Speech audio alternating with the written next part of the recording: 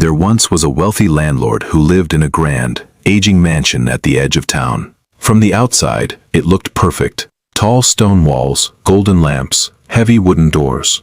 Inside were sacks of grain stacked to the ceiling, polished furniture, expensive carpets imported from faraway lands. But behind those walls, something was rotting. Rats.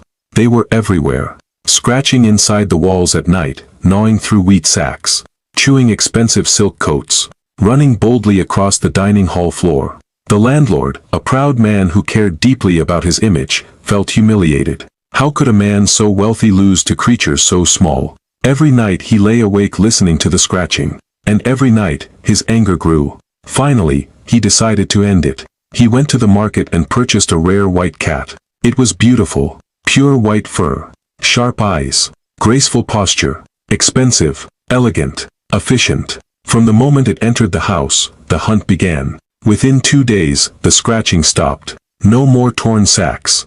No more chewed clothes. No more shadows running across candlelight. Silence. For the first time in months, the landlord slept peacefully. The house felt clean, victorious. But peace has a strange effect on ungrateful hearts. Days passed. The landlord began noticing something new. The white cat was resting, sleeping in corners, eating daily meals, doing nothing. His mind began whispering, "The rats are gone. The danger is over. Why am I feeding this creature for no reason?" Slowly, gratitude faded. He forgot the sleepless nights, forgot the destroyed grain, forgot the humiliation. All he saw now was a cat eating food. One morning, without anger, without emotion, he opened the door and pushed the white cat outside. "Your job is done," he said coldly. The white cat looked back once, then walked away. Weeks passed. The landlord congratulated himself. "I made the right choice," he thought.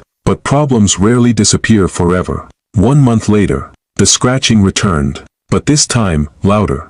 Not dozens, hundreds. The rats came back stronger, bolder, fearless. They chewed through doors, tore open storage chests, even ran across his bed at night. The landlord panicked. He rushed back to the market. This time, he bought a black cat. It wasn't beautiful. It wasn't rare. It wasn't expensive. But its eyes were sharp, calculating. The landlord waited eagerly for another miracle. But something strange happened. The black cat hunted differently. It caught a rat, then let one escape. It chased them dramatically, but never wiped them out. And when it captured one, it didn't kill it immediately. Instead, it carried the rat into the center of the room, in front of the landlord. It played with it, displayed its skills, put on a performance. The landlord watched, impressed. "This one," he thought, "is truly talented." Days passed. The rats never fully disappeared. They were reduced, but never gone. The black cat had understood something the white cat never considered. Humans don't always reward those who eliminate problems.